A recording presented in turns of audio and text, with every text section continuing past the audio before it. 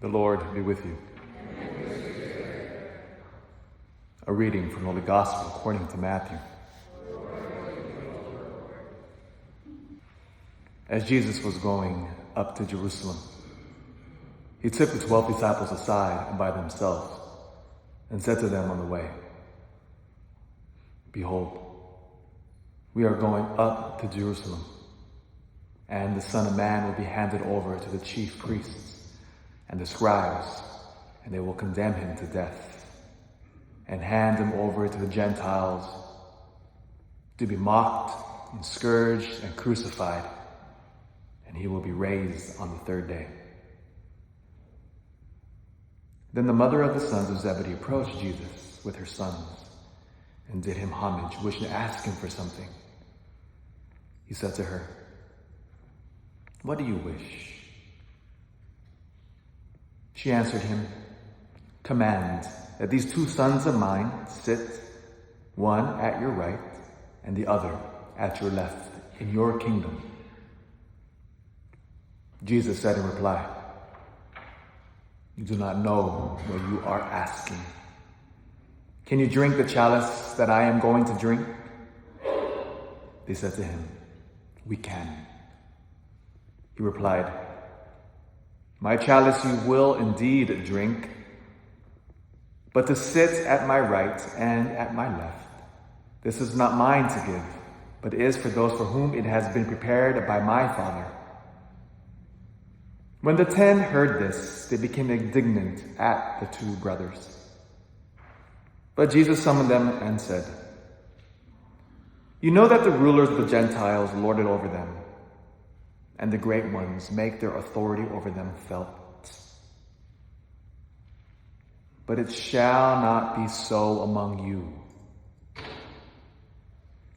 Rather, whoever wishes to be great among you shall be your servant. Whoever wishes to be first among you shall be your slave. Just so, the Son of Man did not come to be served, but to serve, and to give his life as a ransom for many." The Gospel of the Lord.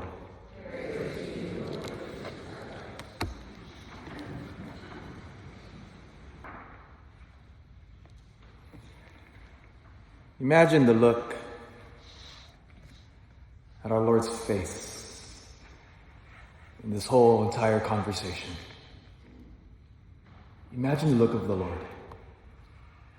He has just told his disciples, his intimate 12 that have been with him now, he just revealed to them that he's going to be killed, arrested and mocked prior to that killing on that crucified Lord on that cross.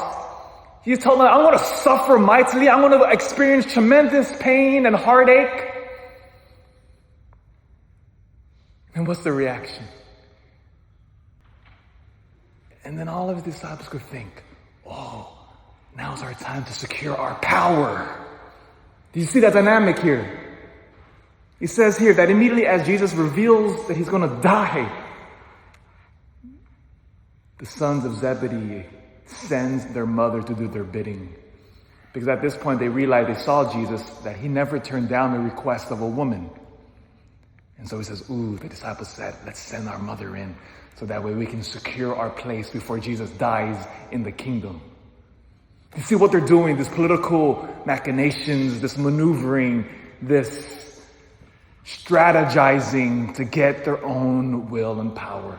Because behind all of this, if you recall from the book of Daniel, why the crowds were coming up to Jesus, why they wanted to crown him king.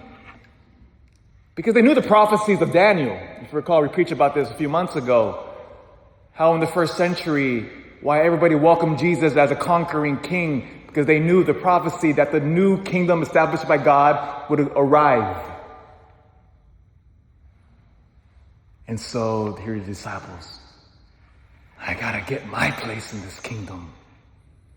Why? Same boring, tired reasons. My ego, my power, my wealth, my status. Oh, I gotta be great. And Jesus, again, just looking at them. You're still so worldly.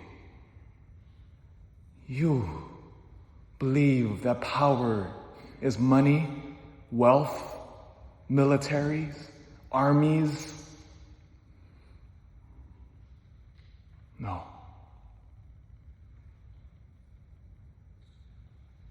Jesus now summons the 12.